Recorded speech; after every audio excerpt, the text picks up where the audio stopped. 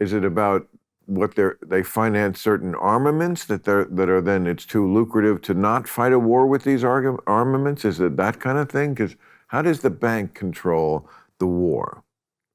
Well, banks control all the wars. How?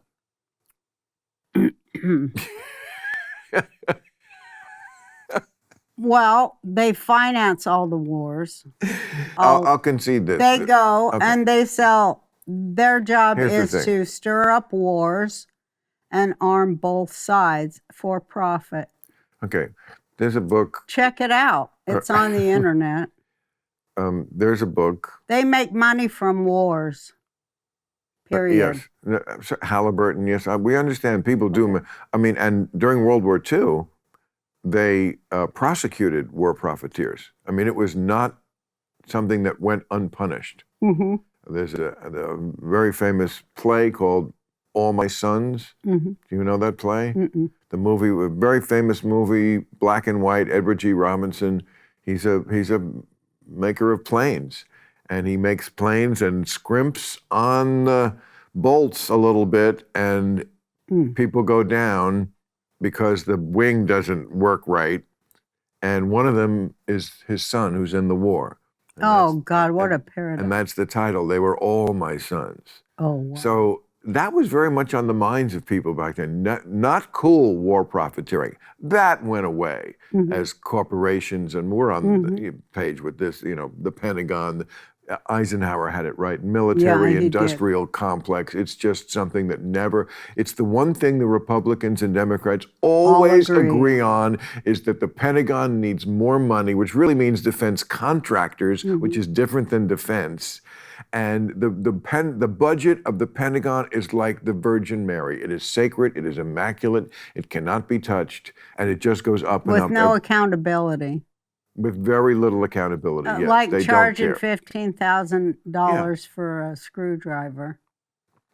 But that's part of just a kind of a corrupt, greasy, end of the empire system that happens in countries. It's not like a deliberate conspiracy. It just happens when people slowly evolve, getting lazier and greedier. There's a book called, I can't remember the name of it, but the thesis of it is that government uses crises as a way to get a policy in they always wanted to get in. Yeah, they do. And the prime example would be the Iraq War, Yeah, the Republicans wanted to go back to Iraq and kick Saddam Hussein's ass, Well, so did the Democrats.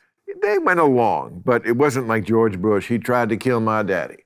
No, but the Democrats went right along with it. They did. Most of them, not all. All of them always do the same thing and act like they ain't gonna. Not all of them. That's how Obama got elected president, partly because he was the one who was right about the Iraq War. He was not for the Iraq War. But then he bombed 8 countries. Sometimes presidents have to bomb. They do. The world is full of shitty people plotting against us. Sometimes presidents have to kill you. Yes, that's true. You're the one who speaks the truth. That's the truth. So you can live comfortably in Hawaii and Texas and California and I don't know how many other states, and we can enjoy our cushy lifestyle. Yes, there are bad guys out there. They're not all rooting for us. And they're like the pigs, some of them, in your forest. They want what you have. And sometimes you got to bomb them. But we would try not to. I feel that Jimmy Carter is a heroic president because he's the one president never fired a shot. Now, if he had been president after 9/11, he probably would have had to fire a shot or two.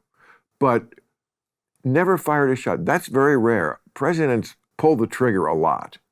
Now, should Clinton have bombed Serbia in, when was that, 1998, the Balkan Wars? I mean, that's a big thing, to bomb another European country. It's a little presumptuous, but, they were going to annihilate possibly the Muslims in Kosovo. I mean, it was those are the decisions, people make. Hey, thanks for watching the clip.